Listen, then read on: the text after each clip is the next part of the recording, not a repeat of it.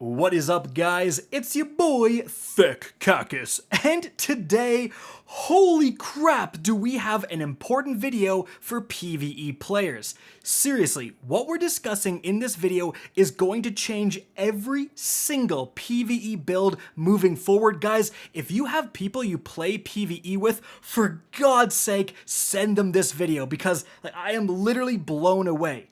Alright, what the heck am I talking about? Well, buried in the patch notes for the launch of Season 17, Season of the Haunted, we have a single line of text that, again, it just changes everything, and it involves the resilience stat. So the first part is what we already knew coming back in April when Bungie was unveiling sandbox changes. It now grants increased incoming flinch resistance. So if you have 100 resilience, you get 10% flinch resistance, which obviously, especially in PvP, that does matter. But it's the second part of this text that just changes everything.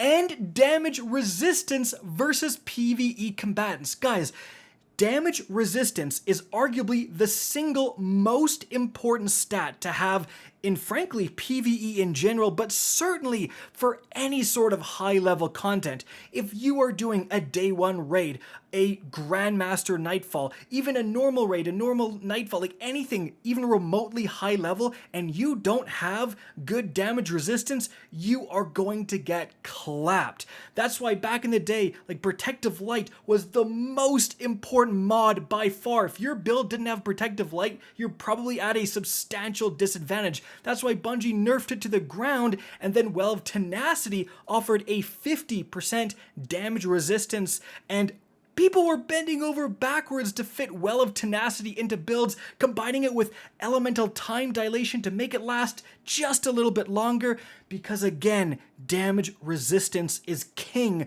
when it comes to PvE. And now you're telling me I can just get a static damage resistance bonus all the time for speccing into resilience? Are you kidding me? Of course I'm going to do that, but just how much damage resistance do you get? Well, you can actually see that number directly in your character screen. Simply hover over resilience and it will tell you how much of a damage reduction from, again, PvE combatants you are getting. So let's go through the tiers. It's going to start really slow but ramp up pretty dramatically. At tier 1, you are only getting literally 1%. At tier 2, you're getting 2%. Tier 3, 3%, tier 4, 4%. So again, that starts out incredibly slow. Up to tier 4, you're really not doing much. But after that, things start to really speed up, because at tier 5, you're then up to 8%. So it's going to double from tier 4 to tier 5. And at tier 6, it's going to nearly double again, going to 14% resistance. Then tier 7 is actually going to give you 20% damage resistance, and that is a significant number. If you can get to 7 resilience, 20% static damage resistance, that is substantial. But you can go even higher. Tier 8 is going to give you 26% damage resistance. Tier 9 is going to give you 32%, and it maxes out at tier 10. 100 resilience is going to give you a 40% damage reduction from PvE combatants. That's insane. Again, we were talking about people bending over backwards for Well of Tenacity, and that's just a 10% difference. You can have essentially a Well of Tenacity active literally all the time. You don't have to activate any mods, you don't have to pick up anything, just you speccing into resilience will give you a massive damage reduction as long as you can reach those later tiers. And that right there is kind of the issue, especially when it comes to Hunters and Warlocks.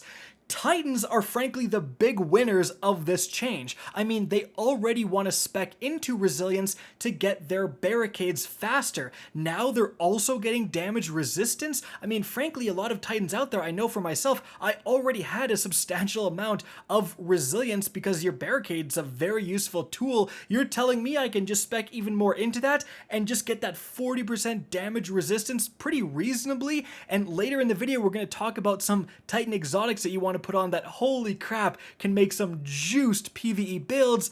But again, going back to Hunters and Warlocks, they don't really want to be speccing into resilience that much. They're not getting any sort of benefit other than that damage resistance. But again, damage resistance is just so important that now if you are a Warlock or a Hunter and you get a piece of armor that has a big amount of resilience, don't delete it. You frankly want to reach that tier 5 to get 8%. I think that is a good cutoff because again, Protective Light was nerfed down to 10. So basically think of it as you're 2% away from Protective Light being active on your character literally every single second. And of course, this is going to stack with other damage resistance things you're putting on, so you can put on a Protective Light and have tier 5 resistance, and you're going to have a pretty reasonable degree of damage resistance. And if you don't think it matters, check out this test. So here is me with 100 resilience on the Titan, that 40% damage reduction. I get shot by the sniper, then I got shot again, and here's me with tier 1. So I've taken away all the resilience. I go back to that same sniper, shot once and shot again. And you can see it's an absolutely massive difference. I am taking significantly more damage from this enemy.